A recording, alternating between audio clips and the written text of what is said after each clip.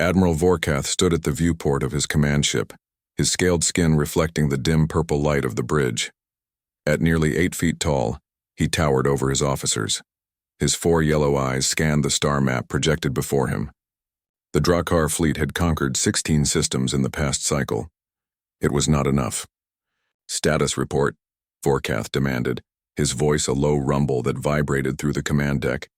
His second-in-command, Sub-Commander Krall, approached with appropriate submission posture, head tilted to expose his neck ridge. "The Tarsian system has been secured, Admiral. Their defense fleet was eliminated with minimal losses to our hunting parties." Vorkath nodded. The Tarsians had been disappointing prey. Their ships crumbled under Drakkar weapons. Their soldiers begged for mercy when captured. There was no honor in such victories. "The hunting grows dull," Vorkath said. He ran a clawed hand over the scarred plate armor that covered his chest. Earned in combat against the Mavorians when he was just a young hunter. That had been the last true challenge the Drakkar had faced 3 generations ago. "The Council requests your presence at the strategic briefing," Krall said. Vorkath grunted and followed his officer through the winding corridors of the warship. Crew members pressed themselves against walls as he passed, showing proper deference to the fleet's lead hunter. Their fear pleased him. Fear was the natural response to a superior predator. The strategic chamber was dark when Vorkath entered. 5 holograms flickered to life, showing the aged faces of the High Command. Elder Hunter Zarko spoke first. "The expansion proceeds as planned. 3 more species have submitted to our dominion," Zarko said, his voice crackling with age. "But we have detected signals from an unexplored sector. A new prey species calls itself human." The central display changed to show intercepted transmissions. Strange, soft-skinned creatures appeared. They lacked natural armor. Their teeth were flat, useless things. They had no claws. Their muscles appeared weak under their artificial coverings. "These are not worthy adversaries," Vorkath said with disappointment. Elder Hunter Morvath leaned forward in her projection. "Do not judge by appearance alone, Admiral. Our scouts report they have spread across multiple systems quickly. They fight among themselves constantly, developing new weapons and tactics. They may provide sport."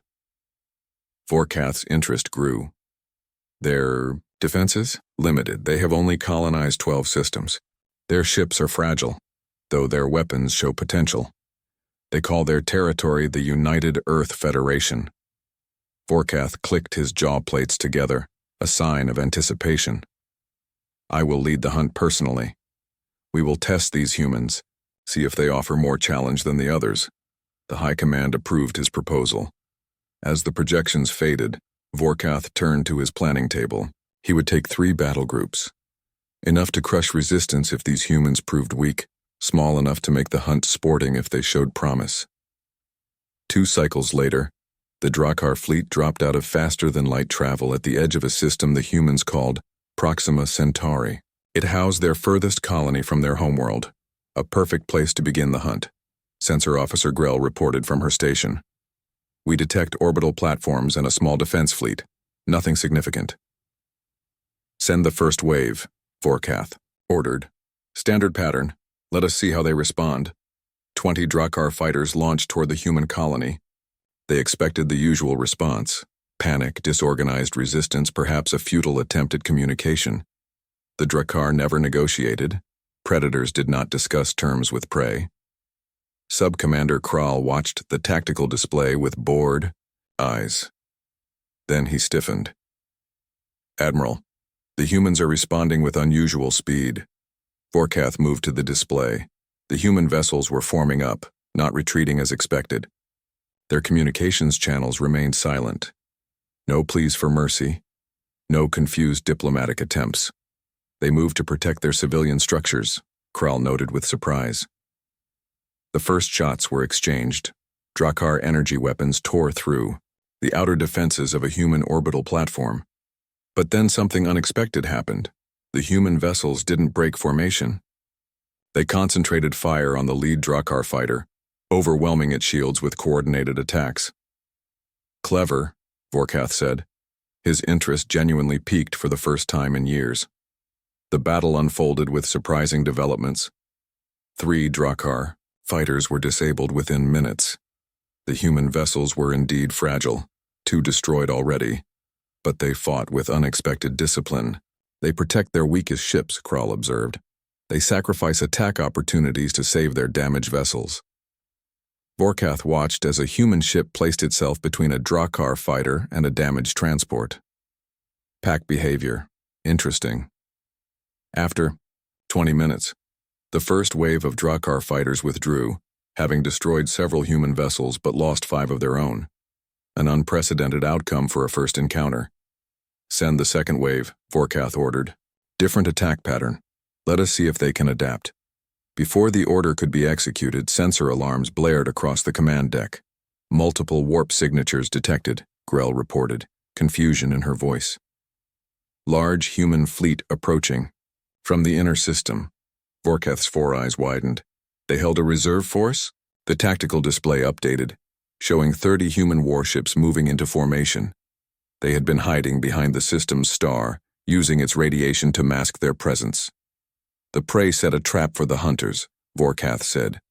Rather than anger, his voice carried admiration. Signal all vessels. Withdraw to Rally Point Delta. We have learned enough for now.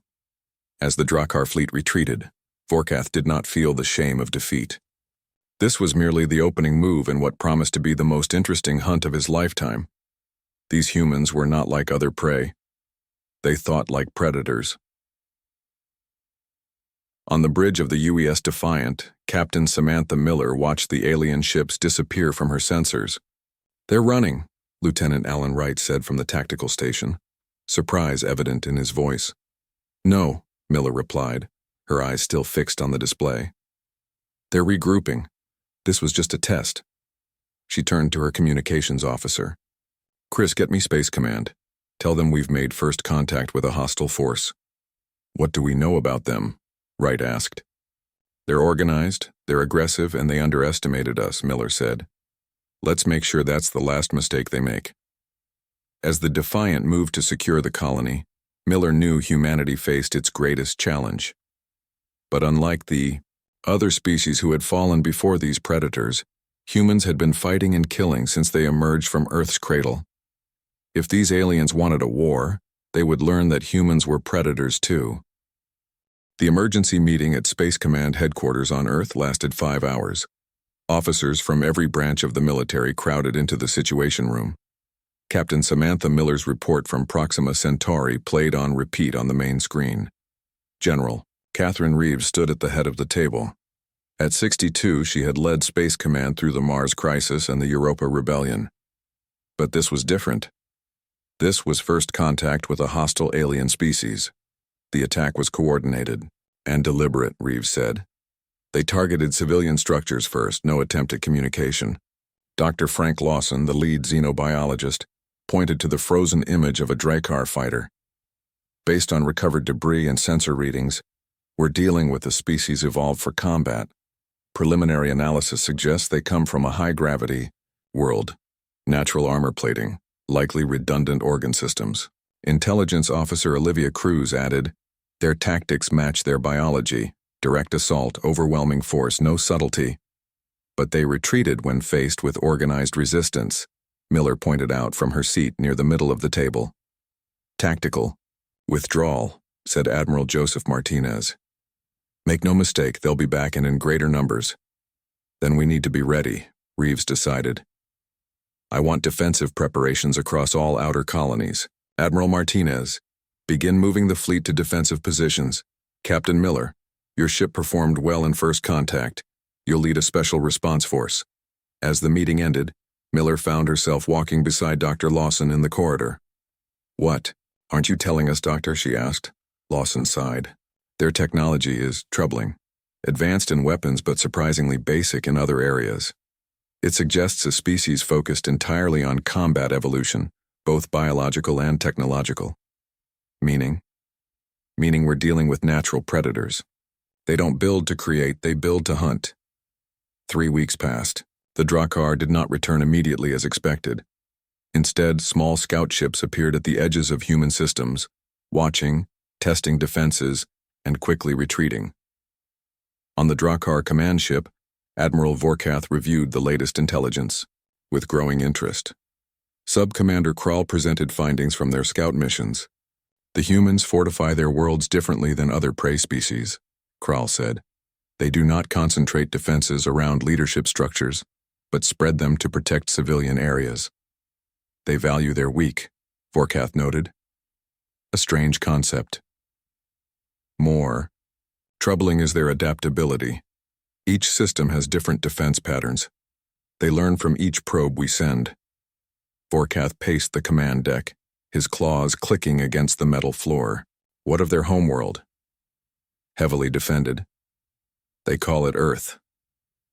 Our deep scans reveal a violent evolutionary history, multiple extinction events, constant warfare between their own tribes. Vorkath stopped pacing. They evolved as prey that learned to hunt, he realized. Fascinating. Our traditional tactics may be less effective against such a species, Krall suggested carefully. Then we will adapt as well, Vorkath decided. Prepare the fleet. Full deployment. We will strike 3 of their colonies simultaneously. Back in human space, Lieutenant Alan Wright worked through the night shift on the bridge of the UES Defiant. The ship orbited New Eden, an agricultural colony with 8 million settlers. Captain Miller had gone planetside for a meeting with colonial leadership. Contact, the sensor officer called out suddenly. Multiple warp signatures, 40 ships dropping out of faster than light. Wright hit the alarm. Battle stations, get the captain back up here now. The Drakkar attack was swift and brutal. Unlike at Proxima Centauri, they did not test defenses with a small force. 3 massive cruisers led the assault, their weapons tearing through the orbital defense platforms. By the time Miller reached the bridge, the situation was grim. They've adapted their tactics, she observed, strapping into her command chair. They're targeting our communication arrays first this time. Colony defense grid is online, Wright reported. Ground-based missiles launching now. The battle unfolded. In orbital space. Human ships moved in tight formation, focusing fire on individual Drakkar vessels. For every human ship destroyed, they managed to disable or damage a Drakkar craft, but the numbers favored the aliens. We need reinforcements, Miller said. Lieutenant Peterson, get a distress signal to the nearest battle group. Communications are being jammed, Peterson replied, frantically working his console. Then we do this the hard way, Miller decided. Wright, prepare to execute Maneuver Theta. The Defiant broke from formation, accelerating directly toward the largest Drakkar cruiser. The alien vessel's weapons tracked them, energy beams slicing through space. They're taking the bait, Wright said, diverting fire from the colony ships. All power to forward shields, Miller ordered. Weapons target their propulsion systems. The Defiant shuddered as it absorbed hits, but closed distance rapidly. At point-blank range, it unleashed its full arsenal. The Drakkar cruiser's engines exploded, sending the massive ship drifting. From the command deck of his flagship, Admiral Vorkath watched the battle with growing respect. The human vessel had sacrificed itself to cripple his lead cruiser, a worthy tactic. The colony defenses are stronger than intelligence suggested, Krall reported. Ground batteries are causing significant damage to our lower ships. The prey has teeth, Vorkath said. Good. Order all ships to press the attack. I want prisoners this time. We must learn more about how they think. The battle raged for hours. The Drakkar eventually overwhelmed the defenders through sheer numbers, but at a cost. 8 major combat vessels lost, 12 more damaged. Such casualties would have been unthinkable against any other species. As Drakkar troops landed on New Eden's surface, they encountered another surprise. The colonists fought back. Not just military personnel, but farmers, teachers, and office workers. They used hunting rifles, improvised explosives, and knowledge of the terrain to ambush Drakkar hunting parties. A wounded Drakkar captain was brought before Vorkath after the battle. Report, Vorkath demanded. They fight differently, the captain gasped, green blood seeping from between his armor plates. Even their young and old, no surrender. They lure our troops into traps, use their terrain, fight as units. Vorkath dismissed the injured officer and turned to Krall. These humans are worthy opponents. I had forgotten the thrill of genuine challenge. We have taken the colony, Admiral, Krull noted, but at great cost. And their response? Before Krull could answer, alarms sounded. The sensor officer called, "Out." Multiple human fleet signatures detected, 60 vessels approaching at high speed. Vorkath's mouth formed what passed for a smile among his species. They counterattack rather than retreat to defend other territories. Predator behavior. He stood taller. Recall our ground forces. We have learned what we needed from this hunt. As the Drakkar fleet withdrew, Captain Miller's damaged but functional Defiant rejoined the human reinforcements. Admiral Martinez contacted her from the flagship. "They're running again," he observed. "No," Miller replied. "They got what they wanted. Intelligence. They're studying us just as we're studying them." "Next time will be different," Martinez promised. "We'll be ready." As the human fleet secured New Eden and began rescue operations, Miller stared at the stars where the Drakkar had vanished. The real war hadn't even started yet. The Drakkar High Command was not pleased. Admiral Vorkath stood in the center of the projection chamber as the 5 elders glared down at him. Their disappointment was clear in the way their throat sacs pulsed red with anger. 47 ships lost across 3 engagements, Elder Zarkos growled. This was to be a simple conquest. Vorkath kept his posture proud despite the criticism. "These humans are unlike any species we have encountered. They deserve proper respect as opponents." "Respect?" Elder Morvath hissed. "They are prey. Prey does not deserve respect." "These prey fight back effectively," Vorkath argued. "They adapt to our tactics faster than any species we have hunted. They protect their weak yet fight with unexpected ferocity." The chamber fell silent as the elders considered his words. Finally, Elder Zarkos spoke again. "You have one final chance, Admiral. The full Claw fleet is now under your command. 300 ships. If you cannot subjugate these humans with such force, you will be relieved and fed to the hatchlings." Vorkath bowed his head. "I will not fail." When the projections faded, Sub-Commander Krull approached cautiously. 300 ships will crush any resistance they offer." "Perhaps," Vorkath said. "But we must be smarter this time. Have our scientists finished analyzing the captured human technology?" "Yes, Admiral. Their communication systems are particularly interesting. They use a wide range of frequencies and encryption methods." "And the prisoners?" Krull shifted uncomfortably. "Most refused to speak despite pain stimulation. Those who talked provided contradictory information. One killed himself rather than reveal fleet movements." Vorkath made a clicking sound with his jaw plates. "Fascinating. Prepare the command staff. I want a new approach for this campaign. On Earth, humanity prepared for war. The attacks on the outer colonies had united the planet's nations like nothing before. Factories that once made civilian goods now produced weapons and armor. Training centers processed new recruits day and night. At Space Command headquarters, Captain Miller had been promoted to Commodore and given command of Battle Group 7. She stood with Admiral Martinez and General Reeves reviewing the latest intelligence. "We've detected massive fleet movements in the sectors beyond Proxima Centauri," Intelligence Officer Cruz reported. "Our long-range scouts count at least 300 enemy vessels gathering." "So they're done testing us," Martinez said grimly. Dr. Lawson entered the briefing room with a data pad. "We've completed analysis of the alien biology from recovered specimens. They evolved on a world with 1.8 times Earth gravity. Their muscle density is 3 times ours. Natural armor plating that can stop small arms fire. Yet we killed them," Miller pointed out. "Yes, despite their physical advantages, they have weaknesses. Their eyes are sensitive to ultraviolet light. Their hearing range is limited, and most importantly, they think like pack predators, not individual soldiers." General Reeves nodded. "Meaning they follow patterns and hierarchy. They lack our improvisational thinking."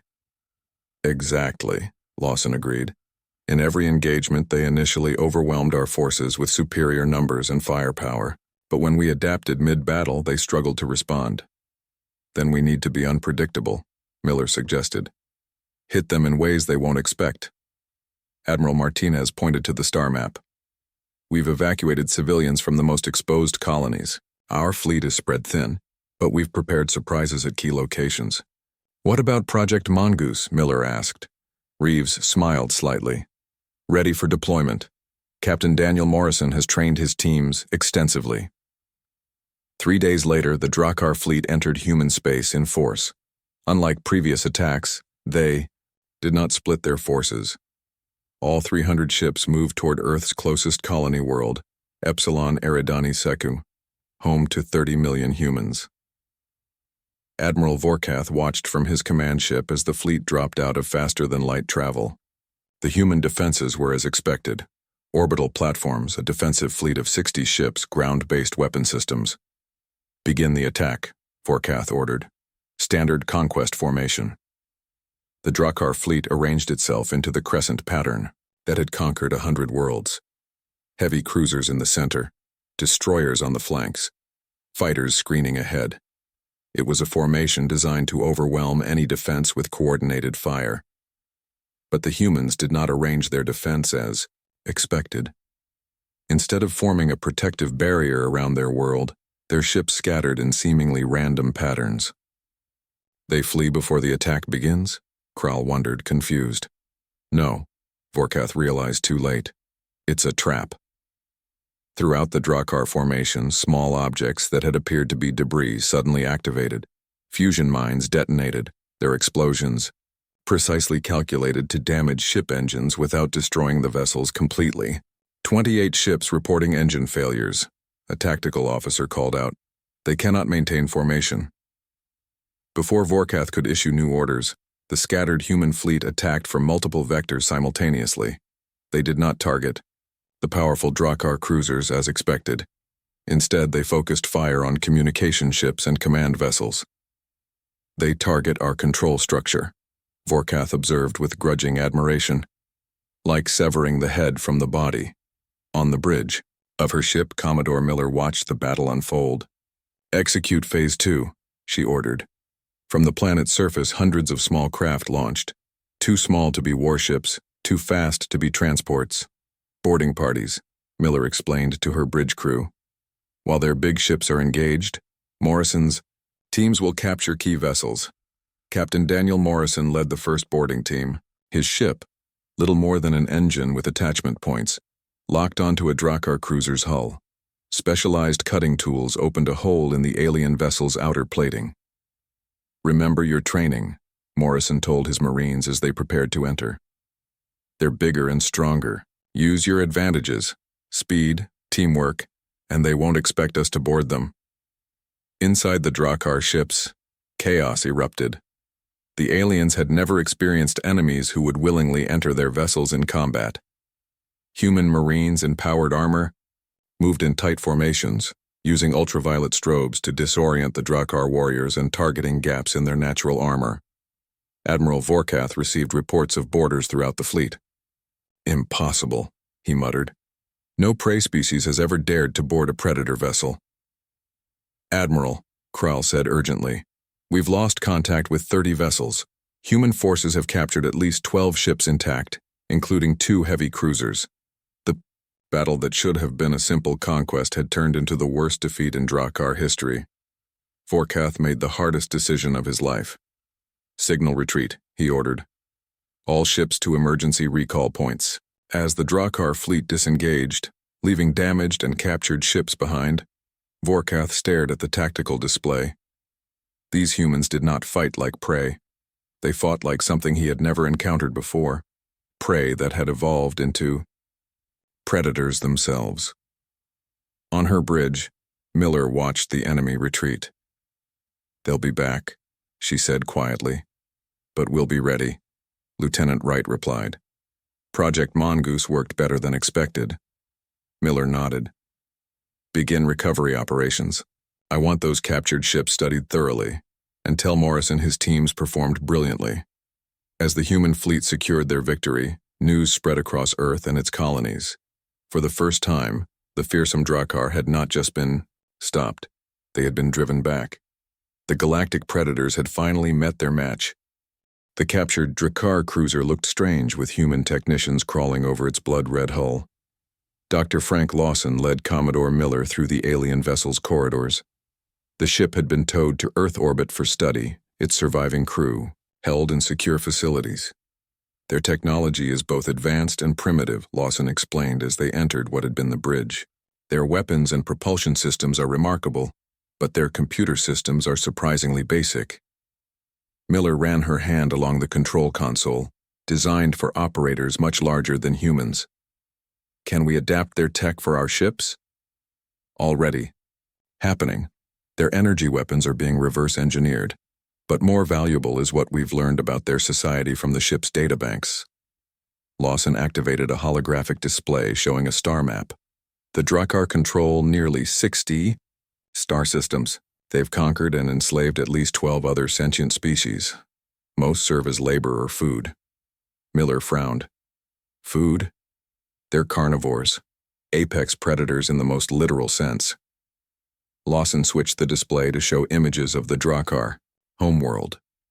Their entire society is built around hunting and dominance. Status comes from combat prowess. Their leaders are their strongest warriors. No wonder they can't adapt quickly, Miller mused. Their hierarchy doesn't reward creative thinking. Exactly, and that's why they're terrified of us now. Lawson showed intercepted Drakkar communications. After the battle at Epsilon Eridani, they're calling humans prey that hunts and soft-skinned demons. They can't understand how physically weaker beings defeated them. Before Miller could respond, her communication device beeped. Admiral Martinez's voice came through. Miller, report to command immediately. The Drakkar are making a move. When Miller arrived at headquarters, the situation room was tense. Intelligence Officer Cruz pointed to the main display. 3 Drakkar vessels appeared at the edge of the solar system an hour ago. They're broadcasting on all frequencies. They want to talk. Talk? Miller asked, surprised. The Drakkar don't negotiate with prey. Apparently they do now, General Reeves said. We're sending a delegation. You'll be part of it. 6 hours later, Miller found herself aboard the diplomatic vessel UES Horizon, approaching the agreed meeting point near Jupiter's orbit. The small human delegation included Admiral Martinez, General Reeves, Ambassador Elaine Powell, and 2 armed Marine guards. The meeting was set on neutral ground, a decommissioned human research station. The Drakkar arrived first, 3 massive warriors led by a familiar figure. Admiral Vorkath, Miller whispered to Martinez. Their fleet commander. Ambassador Powell stepped forward. At 58, she had negotiated peace during the Mars crisis, but this was different. I am Ambassador Powell, representing the United Earth Federation. Vorkath towered over her, his yellow eyes studying each human carefully. I am Fleet Admiral Vorkath of the Drakkar Dominion. You fight well for prey species. Powell didn't flinch at the insult. We are not prey, as you have learned. The Drakkar made a sound that might have been laughter. Indeed, my superiors have authorized me to offer terms. Terms of your surrender? Martinez asked boldly. Vorkath's throat sac pulsed red. A cessation of hostilities. Your species has caused unacceptable losses to our hunting fleets. Unacceptable? To whom? Powell asked. Your leaders? The High Command recognizes that conquering your worlds would require resources we cannot spare. You would be granted status as a sovereign territory, not to be hunted. Miller noticed something in Vorkath's posture. Despite his words, he looked uncomfortable. She stepped forward. Admiral, are you making this offer because you want to, or because you were ordered to? The alien's eyes fixed on her. You are perceptive, human.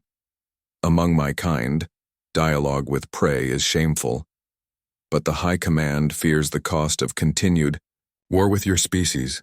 Powell seized the opening. Then let us discuss real terms, not just a cessation of hostilities, but recognition of human territory and the right of other species to self-determination.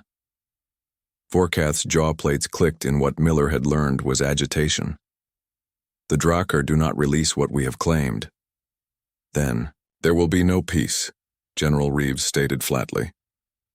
The negotiations continued for hours, reaching no conclusion. The Drakkar would not yield on their conquered territories. The humans would not accept peace while other species remained enslaved. As the meeting ended, Vorkath approached Miller privately. "You were the commander at Epsilon Eridani." "Yes," she acknowledged. "Your tactics were unexpected. No species has ever boarded our vessels during combat." Miller met his alien gaze. "Humanity's strength isn't in our bodies, Admiral. It's in our willingness to do the unexpected." Vorkath nodded slowly. "The High Command does not understand your kind. They think this offer will satisfy you while we rebuild our forces. And what do you think?" "I think you will not stop. I have studied your history since our first encounter. Your species climbed from the bottom of your food chain to dominate your world. You survived predators stronger and faster than yourselves through intelligence and cooperation. And you're telling me this because?" Vorkath's voice lowered. "Because I respect worthy adversaries. The High Command has already ordered our shipyards to build new vessels. This talk of peace is merely delay." After the Drakkar delegation departed, Miller reported the private conversation to her superiors. "He's warning us," Martinez concluded. "They're stalling for time." "Then we don't give them time," General Reeves decided. "If they won't agree to real peace, we take the fight to them." Ambassador Powell looked troubled. "You're proposing a preemptive strike against their homeworld?" "Not their homeworld," Miller suggested. "Their shipyards.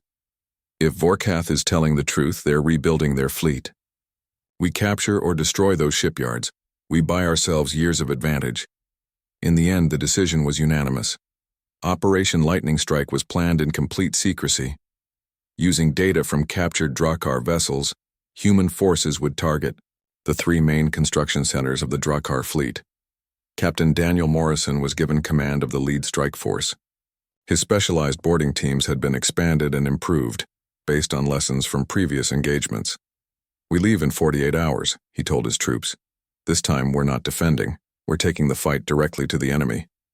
As the human fleet prepared, Commodore Miller received new orders. She would not participate in the operation. Instead, she was promoted to Rear Admiral and given command of Earth's defense fleet. "We can't leave Earth undefended," Admiral Martinez explained. "If this is a trap, if the Drakkar attack while our strike force is away, you're our best commander for home defense." Miller accepted the assignment with mixed feelings. Part of her wanted to be on the front lines of the offensive, but she understood the logic. This war would determine humanity's future in the galaxy. There could be no mistakes. As Morrison's strike fleet departed for Drakkar space, humanity held its collective breath.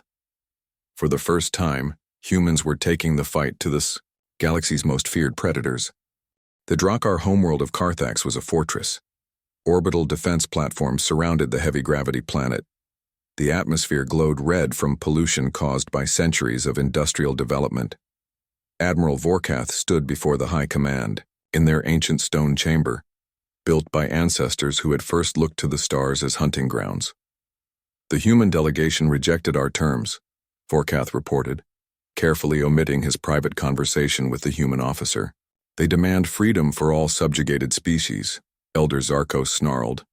"Prey does not make demands of predators." "These humans are different," Vorkath insisted. "Our conventional tactics do not work against them. Which is why we offered false peace," Elder Morvath said, her voice cold. "Our new battle fleet will be ready within 60 days. Then we will crush them completely." A junior officer rushed into the chamber, breaking sacred protocol. The elders hissed in anger until they heard his news. "Humans have been detected in the Mogra system," the officer gasped. "They attacked the shipyards." Across the galaxy, Captain Daniel Morrison led the assault on the largest Drakkar shipyard. His fleet of 30 vessels had used captured Drakkar technology to mask their approach. The element of surprise was total. "All ships attack pattern Delta," Morrison ordered. "Boarding teams stand ready." The human ships targeted the shipyard's defense systems first. Specialized weapons designed based on knowledge of Drakkar technology disabled rather than destroyed key systems. Within 20 minutes, the outer defenses were neutralized. First wave boarding teams, launch, Morrison commanded. Lieutenant Nicole Freeman led her team onto the main production facility. Unlike previous missions, they didn't face immediate resistance. They weren't expecting us this deep in their territory, she told her squad. The humans moved through the massive structure, planting explosive charges at key points and downloading technical data from computer systems. When Drakkar security forces finally responded, the humans used their new weapons, ultraviolet pulse rifles designed specifically to target Drakkar sensory weaknesses. Similar attacks happened simultaneously at 2 other shipyard locations. The human strategy wasn't to destroy the facilities completely, but to cripple production while stealing technology and creating chaos. On Carthax, the High Command received reports of the coordinated attacks. Elder Zarkos turned on Vorkath. You led them to our shipyards. Impossible, Vorkath defended himself. No prisoner had that information. Yet they knew exactly where and how to strike, Elder Morvath accused. Centuries of Drakkar dominance threatened by soft-skinned prey, The elders argued. Vorkath received a private communication. The humans had left a message specifically for him on a captured communication buoy. He excused himself and viewed it in his quarters. Admiral Miller appeared in the holographic message.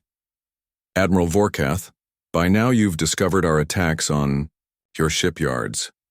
This is not a full-scale invasion. We have no interest in conquering Drakkar worlds or extinction of your species. But we will not allow the continued enslavement of other sentient beings. The message continued, outlining specific demands: freedom for all subjugated species, demilitarized zones between territories, and a council where all species had equal standing. Your society has existed as apex predators for too long, Miller. But the galaxy has changed. We offer one final opportunity for peaceful coexistence. Otherwise, we will be forced to demonstrate how dangerous prey can become when cornered. The message ended with coordinates for a neutral meeting location and a deadline of 7 days. Vorkath sat in silence, contemplating the situation. The humans had proven their ability to strike anywhere. Their technology was rapidly catching up to Drakkar capabilities. Most troubling, they thought differently, unpredictably, making them dangerous in ways his people had never encountered. At the shipyards, Morrison's forces completed their mission. The facilities were crippled, valuable data secured, and several nearly completed warships captured intact. The human fleet regrouped and prepared to return to Earth space. Lieutenant Freeman joined Morrison on the bridge of his command ship. Casualties were minimal, sir. The new weapons worked perfectly. And the message buoy? Deployed as ordered. If this Admiral Vorkath is as smart as our intelligence suggests, he'll understand what happens next if they refuse our terms. Morrison nodded. Set course for home. Operation Lightning Strike is complete.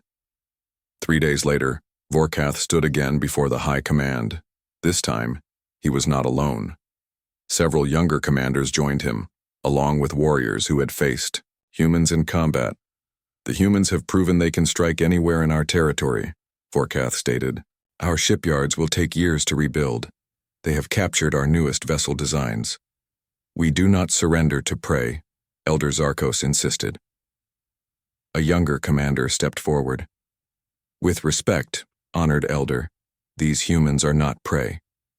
They have defeated our best tactics, boarded our vessels, and struck at our heart. If they were truly bent on our destruction, they could have targeted our homeworld instead of our shipyards. The chamber erupted in heated debate. For the first time in Drakkar history, the warrior caste was divided. The old guard demanded continued war at any cost. The younger warriors, those who had actually faced humans in battle, pushed for adaptation. Sunker. The end, Vorkath made the most difficult decision of his life. I will meet with the humans, he announced. Not to surrender, but to ensure our species survives. A predator that cannot adapt becomes extinct. 7 days after the shipyard attacks, a new meeting took place. This time the location was a small, Moon orbiting a gas giant in unclaimed space. Admiral Miller led the human delegation. Vorkath represented the Drakkar, accompanied by younger commanders who supported his position. Your attacks were effective, Vorkath admitted. The High Command is divided, but I speak with their authority. Miller nodded. We have no desire for prolonged conflict, but we cannot allow the continued subjugation of other species. The Drakkar have never considered other species as equals, Vorkath said. It goes against our nature. Yet, here you are, negotiating rather than hunting, Miller pointed out, proving that nature can be overcome by intelligence. The talks lasted 3 days. In the end, the Galactic Concord was formed. The Drakkar agreed to release their subject species and respect territorial boundaries. In exchange, humans would share certain technologies and help establish a ruling council where all species had representation. When Vorkath returned to Carthax, he faced criticism from the old guard, but the younger warriors rallied behind him. "We evolve or we die," became their rallying cry. 1 year later, Admiral Miller stood before the newly formed Galactic Concord on a neutral station built specifically for interspecies cooperation. Representatives from 15 species attended, including several former Drakkar subjects. "The path forward will not be easy," she told the assembly. "Centuries of predator-prey relationships cannot be undone quickly, but today marks the beginning of a new era in galactic history." As the delegates discussed trade agreements and security arrangements, Miller found Vorkath observing from a quiet corner. "Your people are adapting well," she noted. "Some better than others," he admitted. "But we are learning that there are different kinds of strength. The galaxy has changed." "Because predators finally met humans," Miller said with a small smile. "No," Vorkath corrected her. "Because predators finally met better predators."